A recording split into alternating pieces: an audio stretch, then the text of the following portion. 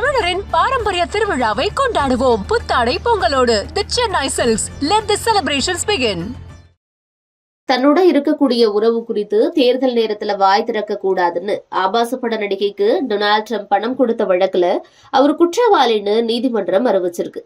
இதை எதிர்த்த மனுவையும் தள்ளுபடி செஞ்ச நீதிமன்றம் ஜனவரி 10 தண்டனை விவரத்தை அறிவிக்க இருக்கு. எக்கச்சக்கமான பிரச்சனைகளுக்கு நடுவே ஒருவர் அதிபரா தேர்வாகி இருக்காருன்னா அது டொனால்ட் ட்ரம்பா தான் இருக்க முடியும். இப்போ இவருடைய பஞ்சாயத்துகள்ல ஆபாச பட நடிகைக்கு பணம் கொடுத்த வழக்கும் சேர்ந்திருக்கு. ஸ்டாமி டேனியல்ஸ்ங்கிற அமெரிக்காவுடைய பிரபல ஆபாச பட நடிகை. இவங்களுக்கும் ட்ரம்புக்கும் இடையே ஒரு காலத்துல உறவு இருந்திருக்கு. இதற்கிடையில 2016 ட்ரம்ப் தேர்தல்ல போட்டிட்டு இருக்காரு. இந்த நேரம் பார்த்து ஸ்டாமி டேனியல்ஸ் எதுவும் வாய் திறந்துட்டா தன்னுடைய செல்வாக்கு சரிஞ்சிடும்னு பார்த்து பயந்த ட்ரம்ப் அவங்களுக்கு பணம் கொடுத்திருக்காரு. இது குறித்து நீதிமன்றத்துல வழக்கு தொடுக்கப்பட்டிருக்கு. வழக்கு விசாரிச்ச நீதிமன்றம் ட்ரம்ப் குற்றவாளின்னு தீர்ப்பு கொடுத்திருக்கு. ஆனா சமீபத்தில் நடந்து முடிஞ்ச அதிபர் தேர்தல்ல ட்ரம்ப் மீண்டும் வெற்றி பெற்றிருக்காரு. வரும் 20 அவர் புதிய அதிபரா பொறுப்பேற்கவும் இருக்காரு.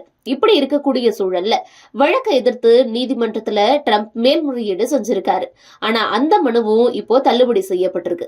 மனுவை நீதிபதி மிர்ச்சன் விசாரிச்சிருக்காரு. அதுல ட்ரம்ப் குற்றவாளின்னு ஏற்கனவே நிரூபிக்கப்பட்டிருக்கிறதாவும் அதனால தண்டனை விவரம் குறித்து ஜனவரி 10 அறிவிப்புன்னு சொல்லியிருக்காரு. ட்ரம்ப் புதிய அதிபரா தேர்வாகி இருப்பதால சிறை தண்டனை இல்லாம வெறுமனே அபராதம் மட்டும் விதிக்கப்படும் தெரிவிக்கப்பட்டிருக்கு.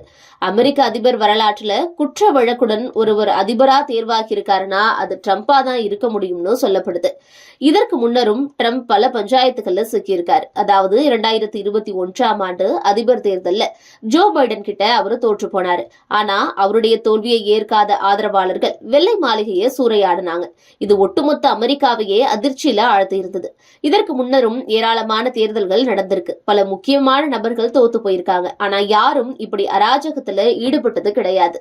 ட்ரம்ப் வகையரா மட்டும்தான் இது போன்ற அழிச்சாட்டியங்கள்ல ஈடுபடுறாங்கன்னு அரசியல் விமர்சகர்கள் குற்றச்சாட்டுகளையும் முன் வச்சிருந்தாங்க.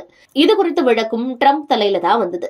சொந்த கட்சிக்காரர்களை கூட உங்களால கட்டுப்படுத்த முடியலையே, நாளைக்கு அதிபரானா நாட்டுடைய முக்கிய படைகளை எப்படி கட்டுப்படுத்துவீங்கன்னு நீதிமன்றம் சரமாரியான கேள்விகளை முன் வச்சிருந்தாங்க. இப்படியான பஞ்சாயத்துக்கு நடுவுல தான் ஜனவரி 20 ட்ரம்ப் மீண்டும் புதிய அதிபரா பதவியேற்க இருக்காரு. அவருடைய பதவியேற்புக்கு முன்னர் ஆபாசப்பட நடிகைக்கு பணம் கொடுத்த வழக்குல அவருக்கு சிறை தண்டனை விதிக்கப்படுமான்னு அவருடைய ஆதரவாளர்கள் அச்சத்துல இருக்காங்க. ஒருவேளை சிறை தண்டனை விதிக்கப்பட்டா அமெரிக்கால இன்னொரு கலவரம் கூட வெடிக்கலாம்னு சொல்லப்படுது. தமிழரின் பாரம்பரிய திருவிழாவை கொண்டாடுவோம். புத்தாடை பொங்கலோடு the Chennai silks. Let the celebrations begin.